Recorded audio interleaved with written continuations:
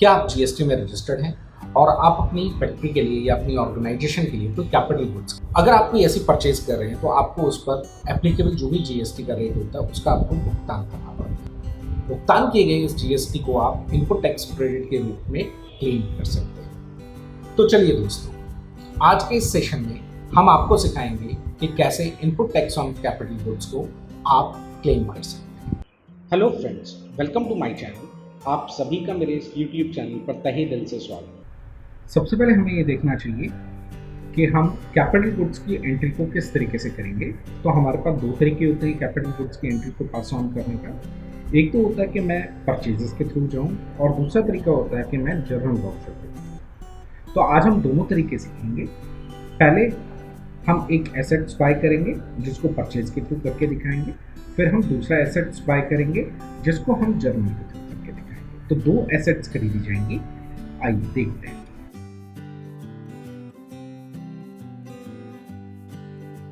सबसे पहले हम एक लेजर बनाएंगे।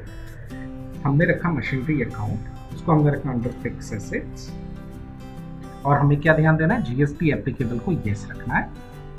और यहाँ पे हमने सेट अल्टर जीएसटी डिटेल को येस कराया। इसके बाद हमने डिस्क्रिप्शन दिया, उसका एक HSN कोड दिया। इसके बाद हम लोग यहाँ से करते हैं परचेज टैक्सेबल। हमने कहा ये मेरा कैपिटल गुड्स है नेचर ऑफ गुड्स में। इसके बाद हम सीधे जाएंगे इंटीग्रेटेड टैक्स। हम यहाँ पे लिखेंगे 18% टैक्स। ये गुड्स मेरा सपोज 18% के अंदर बाय होता है।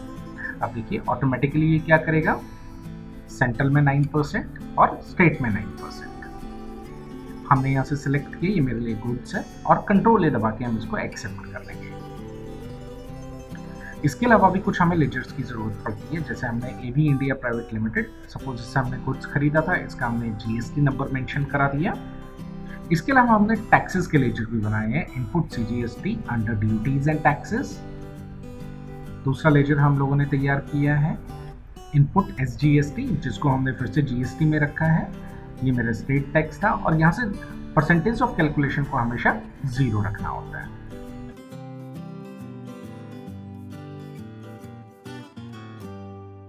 अब हम पहली ट्रांजैक्शन करेंगे परचेज के थ्रू।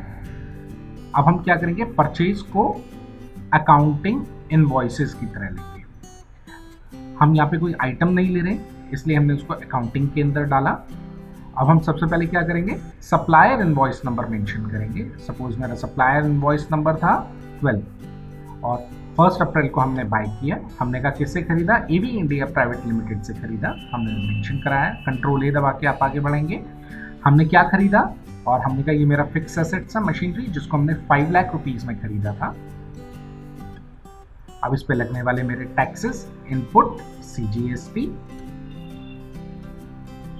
ऑटोमेटिकली कैलकुलेशन परफॉर्म हुई, इनपुट एसजीएसटी। ये देखिए हम इसको एक्सेप्ट करा देते हैं। अब हम इसका असर आपको दिखाएंगे बैलेंस शीट पर। यहां से हम देख सकते हैं मशीनरी की कॉस्टिंग और मेरा सन्ड्री क्रेडिटर्स, क्योंकि उधार पे हमने खरीदा था। इसी के साथ हम देख सकते हैं ड्यूटीज एंड टैक्सेस मेरा माइनस में आ रहा है। इट मीन्स ये पैसा मेरे को रिफंडेबल है, जो हम गवर्नमेंट से क्लेम कर सकते हैं। हम प्रॉफिट लॉस पे जाते हैं। अक्सर हमसे पूछा जाता है कि अगर हम एसेट्स को परचेज से करेंगे तो मेरी परचेज हिट हो जाएगी। तो मैं आपको दिखाना चाहता हूँ कि उसका असर परचेजेस पर नहीं जाता है। अब हम इसका असर आपको दिखाना चाहेंगे अपनी स्टैच्यूटरी रिपोर्ट्स पे।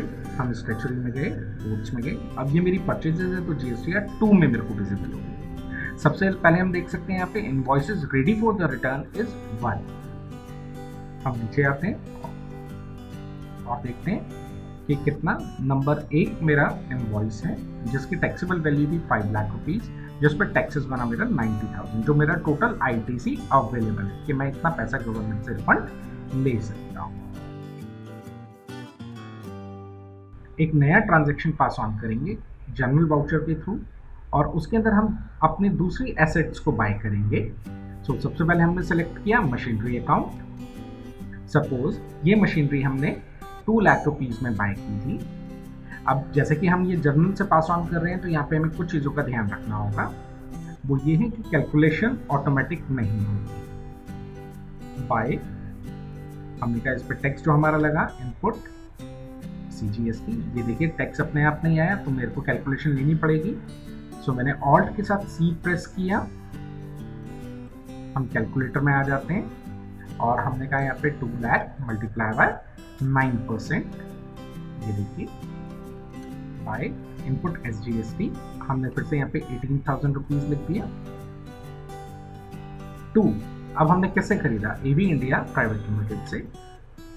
Total bill value 2,36,000 rupees.